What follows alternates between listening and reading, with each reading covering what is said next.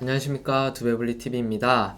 네, 저희가 오늘은 평소 이제 저희 주말에는 20일 신고가 종목이나 52주 신고가 혹은 60일 신고가 이렇게 계속 고가를 갱신하는 종목들을 보면서 현재 시장의 트렌드랑 추세를 쫓아가는 걸 연습하는 이제 영상을 많이 찍었었는데요. 이번 주에는 지금 시장이 조정을 많이 받고 있다 보니까 그런 것보다는 종목에 대해서 공부해보는 시간을 한번 가져볼까 합니다. 네, 제가 그래서 오늘 공부할 종목은요, 바로 애니젠이라는 종목이고요. 다들 아마 처음 들어보시는 분들 많으실 거예요. 왜냐하면 시가총액도 작다 보니까 시장에 많이 알려져 있지 않은 종목이고, 저희가 이쪽 부분은 조사해서 리포트로 발간을 했습니다. 그래서 현재 이 애니젠이라는 기업에 있는 이슈가 뭐냐면요, 일단 애니젠은 펩타이드 소재 생산하는 업체고, 그리고 이 애니젠이라는 업체의 경영권이 현재 불안정하다 이렇게 볼 수 있고요. 이 회사가 최근에 뭐 비만 치료제나 이런 신약 개발을 하고 있는데, 이 비만 치료제가 또 미국에서 핫하죠. 그래서 이런 부분까지 같이 살펴보도록 하겠습니다. 그래서 오늘 전반적으로 신호등은 이제 재료랑 숫자가 이제 뭐 주황색이고 나머지가 다 노란색이고요. 일단 최대 주주가 지분율이 좀 적습니다. 그리고 최근 3호 전환사채도 발행을 했고요. 그리고 재료에서는 펩타이드와 소액주주의 주주 제한 뭐 이런 내용들이 있고, 아무래도 바이오텍이다 보니까 실적이 좋지가 못합니다. 그래서 실적이 계속 감소하고 있고 업종들이 고평가되어 있는 부분이 좀 아쉬운 부분이다 라고 볼 수 있으나, 또 이 차트는 또 다른 모습을 보이고 있는데요. 네, 한번 이제부터 본격적으로 알아보도록 하겠습니다. 네, 먼저 이 애니젠이라는 업체는 어떤 회사냐, 여기 보시는 것처럼 펩타이드 바이오 소재를 갖다가 만드는 업체고요. 여기서 보면 신약 후보 물질도 같이 이제 발굴하는 회사인데, 일단 펩타이드 바이오 소재 같은 경우에는 제가 산업용으로도 쓰이고 의학용으로도 쓰이고 보통 화장품에 많이 들어가죠. 이 펩타이드라는 게 그 아미노산이 2개에서 50개까지 연결이 되면 펩타이드가 되는 거고요. 그 펩타이드 합쳐져서 단백질이 되는데, 결국 우리 몸에 있는 성분이다 보니까 아무래도 이 펩타이드로 만드는 치료제들은 다른 약에 대비 좀 부작용도 적은 편이다 이렇게 얘기를 하더라고요. 그리고 사실 우리나라에서 펩타이드로 크게 알려진 기업이 없었는데, 최근에 케어젠이 시총 상위 종목까지 진입을 하면서 펩타이드 쪽에서 유의미한 성과를 지금 내고 있고요. 거기는 당뇨 치료제를 지금 잘 만들고 있죠. 그 외에도 뭐 코로나 치료도 만들었고, 그래서 이런 펩타이드를 기반으로 한 합성 펩타이드 쪽을 잘 했었고, 그렇다면 이제 이 회사는 뭐냐, 애니젠은 이 펩타이드 들어가는 바이오 소재를 갖다가 만든 업체다. 그리고 CDMO 사업도 영위하고 있는데, 이 서비스 통해서는 제품 개발, 서비스 분석, 그리고 제조까지 이 프로세스 형태로 제공을 한다. 이렇게 간단하게 설명할 수 있을 것 같고요. 그리고 주로 어떤 곳에 공급을 하냐 하면 대학, 그리고 병원, 제약회사 및 국공립연구소 등 이런 쪽에 이제 펩타이드 소재를 갖다가 공급을 하고 있고, 5천여 종 이상으로 많은 펩타이드 종류를 보유하고 있다. 이 부분이 강점이다 라고 볼 수 있겠죠. 대표자는 김재일 씨가 되겠고요. 2000년도에 설립을 해서 2016년도 상장을 했습니다. 상장이 그렇게 오래되진 않았죠. 그리고 시가총액은 현재 838억 원이고 지금 신용은 별로 없습니다. 그리고 보면 유동주식수가 83%로 정말 높은 편이죠. 왜 이렇게 높냐 이렇게 보면 이 김재일 씨가 대표이사인데 지분율이 16.83%밖에 안 됩니다. 그리고 이렇게 임원들과 감사들의 지분을 다 합쳐도 17% 정도 되는 거죠. 그래서 이것만 놓고 봤을 때는 최대 주주의 지분율이 적은 편이구나 이렇게 볼 수 있습니다. 최근 어떤 이슈가 있었는지 한번 살펴볼 텐데요. 일단 상승할 때 당시에는 당뇨 피만 치료제 특허를 취득하거나, 그리고 뭐 공장 증축에 대한 얘기, 그리고 뭐 펩타이드 의약품 수혜 기대감, 흑자 전환 뭐 이런 키워드로 2017년도에는 또 상승을 했었고요. 하락을 또 했을 때는 적자 전환, 결국 실적도 중요하죠. 경남제약 상패로 인한 바이오제약주의 약세 뭐 이런 것도 있었습니다. 그리고 2020년도에서 2021년 사이, 이때는 또 분기에 매출액이 증가했다는 것, 그리고 특허 출원, 그리고 식약처로부터 GMP 인증 획득, 당뇨 비만 치료제 특허 출원 뭐 이런 것들이 또 있었죠. 21년도에는 여기도 비슷한 흐름. 그리고 최근 여기 보면 최근 23년 4월에서 5월은 최근 살펴봤을 때 크게 기사화가 된 거 없었고요. 그나마 이제 있는 거 보니까 제약바이오주가 뭐 강했다라는 얘기가 있었지만 그래도 펩타이드 관련 기업들은 완전 개별 움직임을 좀 보였었다라고 얘기할 수 있을 것 같고, 그래서 최근 상승은 오히려 뒤에서 나오겠지만 여기 임시주총 및 주주제한, 여기 경영권과 관련된 얘기가 좀 있었지 않나 이렇게 생각을 합니다. 애니젠이 뭐한 회사인지 애니젠의 제품을 좀 더 보고 싶으시다면 애니젠 홈페이지를 갔다가 들어가 보시면 좋지 않을까 생각을 합니다. 그래서 여기 링크 타고 들어가셔서 확인해 보시면 될 것 같고, 만약에 안 들어가지면 그냥 네이버에 애니젠 이렇게 검색해도 이제 회사 홈페이지 있으니까 한번 방문해 보시는 것을 추천드립니다. 지배구조 얘기를 넘어와서 보면요, 이분이 바로 김재일 대표님이고요. 이 김재일 대표님이 16.83%, 그리고 그 외에 에이티넘 성장투자조합이 5.8%, 여기서 보니까 전환사채 투자를 했더라고요. 그래서 아마 그거에 대한 지분이 5.8% 정도 되는 것 같다, 이렇게 볼 수 있을 것 같습니다. 네, 현재 이 김재일 대표 같은 경우에는 이제 64세, 아직 경영권을 물려줄 시기는 아니죠. 그리고 자녀들도 회사의 임원으로 재직을 하지 않고 있는 걸로 보아서는 지분 증여가 아직 이루어지지 않았고요. 지분 증여할 돈도 아마 없지 않을까 생각을 합니다. 뭐 회사가 돈을 많이 벌었으면 그거를 통해서 보수를 많이 받든 아니면 배당을 받든 할 텐데, 회사가 바이오텍이다 보니까 적자가 연속적이고 해서 아마 회사를 운영해서 크게 돈을 아직 못 벌었을 것 같아요. 그래서 자녀들에게도 지분 증여를 하지 못한 상황이고, 돈이 없는데 지분도 적은 상황, 거기다가 만약에 나중에 향후 자녀들에게 지분을 갖다가 물려줘야 되면 어떻게 될까요? 여기서 지분이 더 줄어들 확률이 높을 겁니다. 그래서 그렇게 될 경우에는 아마 적대적 경영권 공격에 노출될 수도 있고요. 이미 지금 노출되어 있는 상황입니다. 이 16.83%라는 지분 자체가. 네, 그리고 그래서 경영권 승계가 쉽지 않을 것으로 저희는 이제 예상이 됩니다. 이 회사를 봤을 때. 그리고 최근에 이제 12 발행한 걸 보니까 150억을 갖다가 발행을 했고요.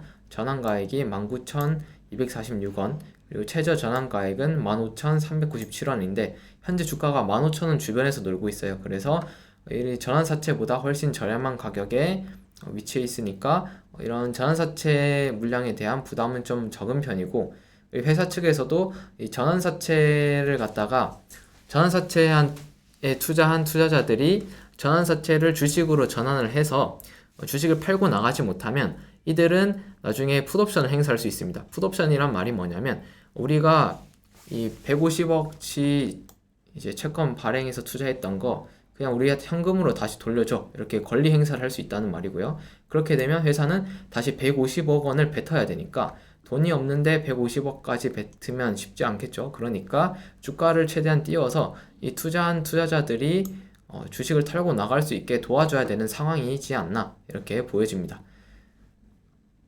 그리고 이 150억 발행한 걸 어디에 썼는지 보면요, 신약 개발 비용에 90억, 오송공장 건설 및 설비 구축 비용에 60억 원을 사용했다, 이렇게 되어 있고요.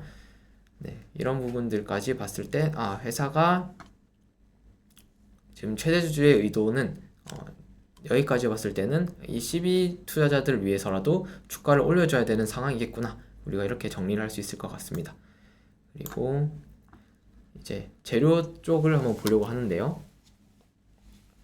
일단 펩타이드 바이오 소재에 대해서 기술력 있는 회사다라고 얘기가 조금 있어서, 왜 그러냐면 국내에서 일단은 이제 펩타이드 전문 GMP 공장을 2곳이나 보유하고 있다고 하고요.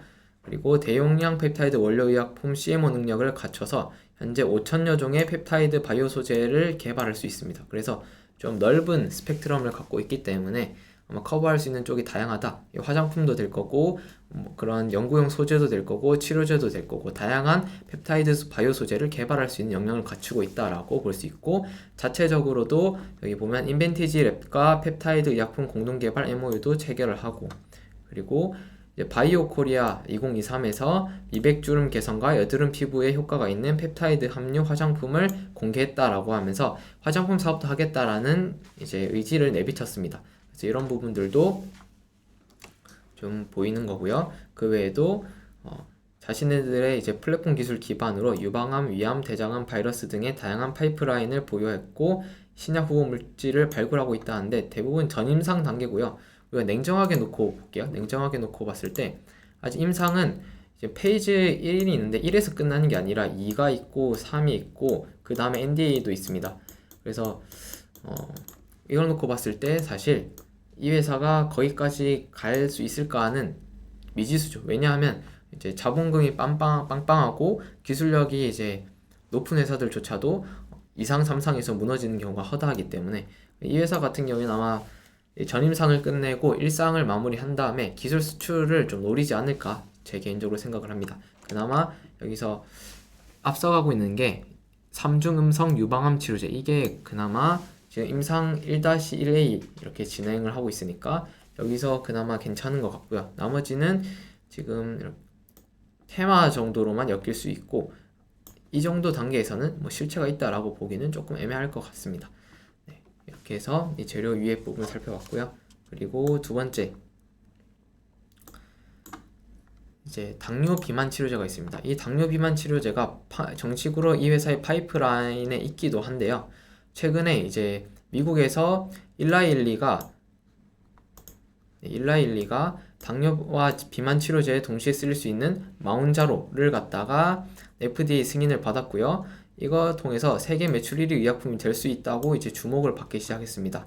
그래서 비만 치료제를 위한 이 임상 3상이 지금 진행되고 있고 실제로 체중이 22.5%, 약 24kg를 갖다가 빠지는 효과를 이제 나타냈다는 거죠. 이런 부분이 시장에서 좀 주목을 할 수 있는 부분이다라고 생각을 하는데요. 왜 그러냐면 사람들이 이제 욕구적인 측면을 잘 노렸다라고 생각을 합니다. 우리가 뭐 흔히 이런 비슷한 계열로 치면 뭐 탈모도 어떻게 보면 인간의 욕구 같은 거잖아요. 그래서 탈모 치료제도 그런 부분의 하나라면 탈모는 그래도 뭐 이게 뭐 나는 머리가 당연히 있는 게 좋겠지만 없어도 거의 목숨과는 연관이 안 된다고 어떻게 보면 볼 수 있거든요. 그런데 비만은 사실 많은 문제들을 초래하기도 하고요.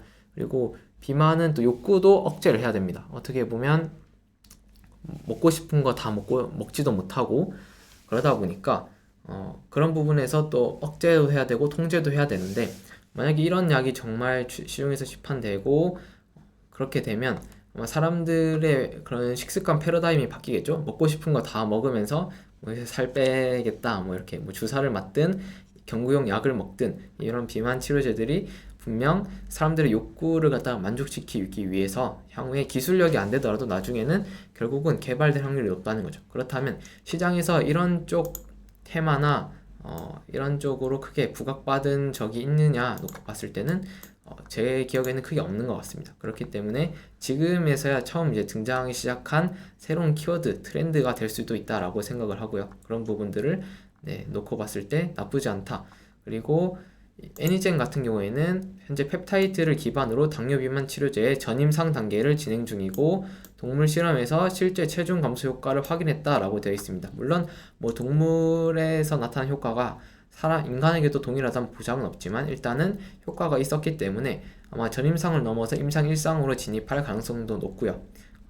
여기까지 애니젠 얘기고 그렇다면 이제 경쟁사이자 고객사 펩트론 같은 경우에는 여기 6월에 미국 당뇨병 학술 대회 ADA에서 당뇨 비만 치료제 발표를 했고요. 이 얘기를 통해서 이 일라일리 얘기가 나올 때 같이 주가가 100% 상승을 했습니다. 그래서 펩트론은 이제 이 애니젠에서 원재료를 조달해서 사용하고 있다. 그리고 세계 비만 치료제 시장은 연평균 143%의 고성장 예상이 된다는데 이거 사실 실제로 되면 2차 선지보다 더 높은 수준의 연평균 고성장이 아닌가 생각을 합니다. 그리고 이렇게까지 해서 비만 치료제에 대한 얘기를 했고요. 다음으로 경영권 문제인데 5월 15일 소액주주 손성문 외 3인이 주주와 의사소통 및 연구개발 확보를 위한 노력 등을 문제 삼으면서 임시주주총회 소집 청구 소송을 했습니다. 그래서 이걸 통해서 경영권을 위협하려고 한 거죠. 근데 여기 주주 제한을 이렇게 하려고 하면요. 일단 상장사 경우에는 최소 지분의 1% 이상 보유를 하고 있어야 되는데 이 손성문 외 3인이 그 부분을 만족을 한 것 같습니다. 그래서 일부 지분을 매입하면서 했던 것 같고 아마 나중에 주가를 보여드리겠지만 그 당시에 주가가 이유 없이 상승을 했는데 아마 이들이 지분을 매입을 하면서 주가가 오른 게 아닌가 이렇게 생각을 합니다. 그리고 여기서 이사 선임, 소액주주 측이 지정한 이사 감사 선임 제안이 통과될 경우에는 이제 어떻게 될지 먼저 얘기를 하면요. 현재 애니젠의 이제 이사진은 3명으로 구성이 되어 있고요. 근데 소액주주 측이 이제 선임한 이사진은 4명입니다. 근데 대표이사를 갖다가 해임하거나 회사의 중요한 문제를 갖다가 논의할 때는 이사회가 열리고요. 이사회의 안건이 상정된 다음에 이사들의 투표를 통해서 결정이 되는데 현재 최대주주 측 이사진이 3명이고 소액주주 측 이사진이 4명이 됐을 때 투표를 하면 당연히 과반수인 소액주주 측이 이기겠죠. 그렇게 되면 최대주주 측은 16.83%라는 지분을 적게 들고 있기 때문에 아마 여기서 경영권에 밀려서 쫓겨날 수 있는 가능성도 어떻게 보면 열려져 있는 거죠. 그런 상황이었는데 갑자기 돌연 7월 5일에 소액주주 손성문 외 3인이 이 소송을 취하했습니다. 근데 왜 취하했을까라고 제가 고민을 해봐야 되는데 가능성이 첫 번째, 가능성이 없어서 두 번째는 일단 모종의 비공개적인 둘만의 합의가 있었다라고 볼 수 있을 것 같은데요. 이렇게 회사의 경영권을 공격할 수 있었다라는 면을 놓고 봤을 때 이 사람들이 저는 일반 투자자라고 생각하지 않습니다. 보니까 원래는 스톤문 조합이라고 되어 있었거든요. 그렇기 때문에 여기는 일부 경영권이 취약한 걸 알고 노린 사람들의 소행이라 생각을 하고 이들이 이 일반 최대주주 측으로 싸움을 걸었는데 최대주주 측이 아마 이 싸움을 그대로 받아들여 가지고 싸움을 했으면 아마 주가가 더 올라가거나 아니면 반대로 뭐 법적인 뭔가 조치를 했을 텐데 최대주주 측은 아무것도 안 했어요. 그렇기 때문에 아마 이 소액주주 측이 요구한 부분들이 상당수 좀 들어졌을 가능성이 있다 이렇게 생각을 하고 있습니다. 그래서 아마 이 사람들은 엑시트가 목적일 것이라고 저는 생각을 해서 아마 엑시트를 할 수 있는 그런 협상 내용들이 그래서 이루어졌지 않을까. 그래서 주주가치 제고를 위한 어느 정도 방안이 나올 수도 있다라고 생각을 합니다. 네. 그러고요. 실적은 사실 바이오텍이기 때문에 크게 볼 필요가 없습니다. 볼 필요가 없고요. 여기서 봐야 되는 거는 회사가 1년에 영업이익을 어느 정도 까먹고 있는지 그리고 그 까먹고 있는 영업이익을 버틸 만큼의 자본금이 있는지 그런 부분들을 봐야 될 것 같고요. 일단은 오송공장의 GMP 시설에서 생성되는 펩타이드 품목 허가 지연으로 인해서 매출이 하락했는데 하반기에는 매출이 좀 반등할 수 있다라는 주담의 얘기가 또 있었습니다. 그래서 아까 그래서 애니젠의 이 부분을 자세히 보면 지금 자산 총계가 259억이죠. 2022년 12월 기준으로. 그리고 부채가 125억, 자본 총계가 134억. 1년에 43억. 근데 최근 중에 가장 많이 까먹었는데 이때가 이유를 확인을 해보니까 전임상을 동시에 여러 개 진행을 해서 비용이 많이 들어갔다고 해요. 그래서 그런 거고 이번 올해는 그 정도 안 들어간다라고 뭐 보장은 없겠죠. 그래서 보수적으로 잡으면 똑같이 40억 정도 올해도 까먹는다고 생각했을 때 몇 년 버틸 수 있을까요? 부채 빼고 자본만 놓고 봤을 때요. 그래도 한 3년 조금 넘게 버틸 수 있는 자금은 현재 있다. 이렇게 볼 수 있겠죠. 그래서 당장 연속 적자지만 상장 폐지를 당할 만큼 위험한 재무 상태는 아니다라고 생각을 할 수 있을 것 같습니다.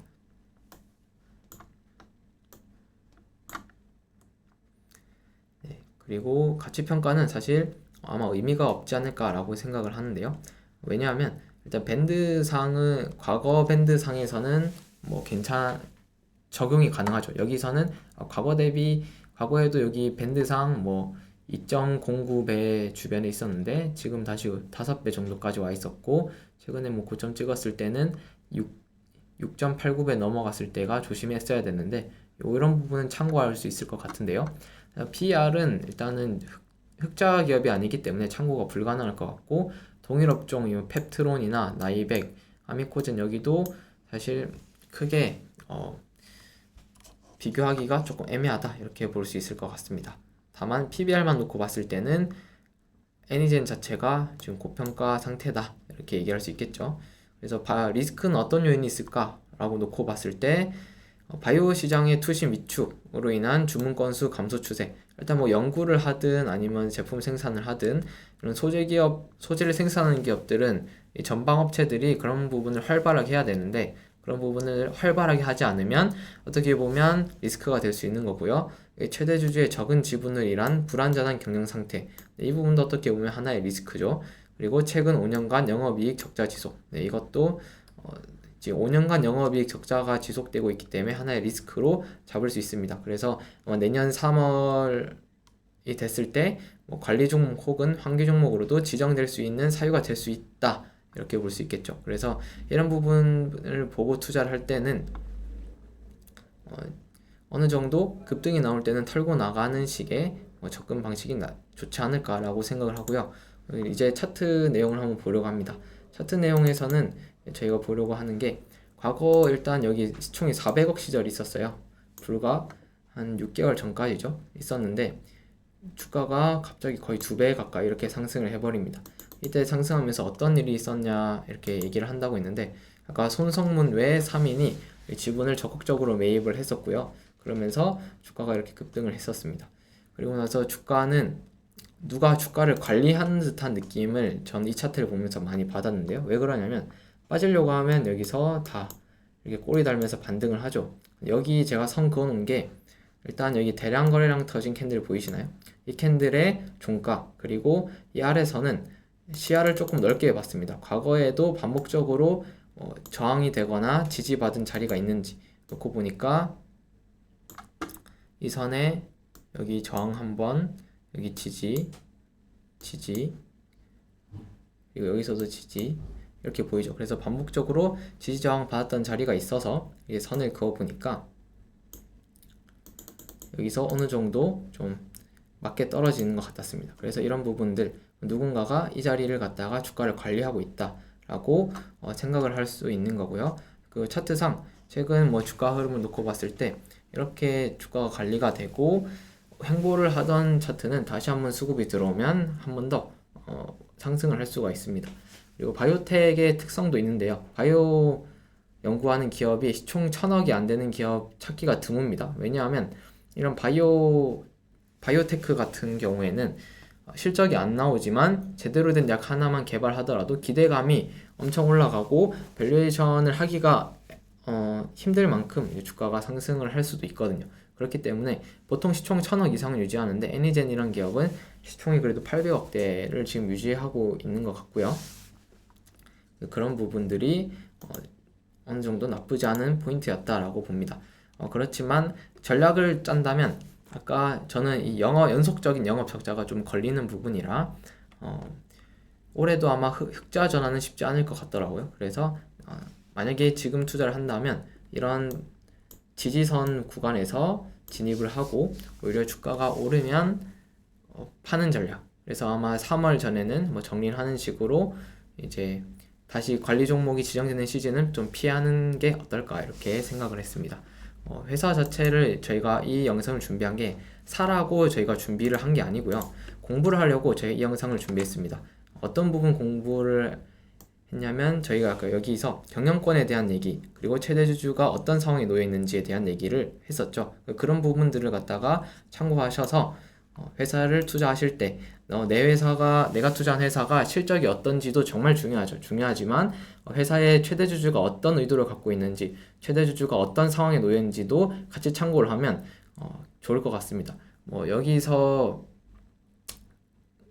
저희가 메일로도 갖고 있는 종목에 대해서 좀 봐달라고 하신 분들이 있는데, 그런 분들이 회사는 좋은데 바닥에 껌딱지처럼 붙어서 안 간다, 왜 그런지 모르겠다라고 많이들 하시거든요. 근데 그런 부분에 대한 힌트가 사실 최대 주주를 살펴보면 어느 정도 알 수 있습니다. 뭐 최대 주주에 대한 자세한 강의는 저희가 급등 패스에서 다루고 있기 때문에 이 영상이나 혹은 이런 이론적인 내용은 다룰 수가 없을 것 같고요. 그렇지만 최대 주주를 한번 잘 살펴보면 그 안에 답이 있다, 이렇게 말씀을 드리면서 오늘 저희 공부 여기서 마치도록 하겠습니다. 네, 시청해 주셔서 감사합니다.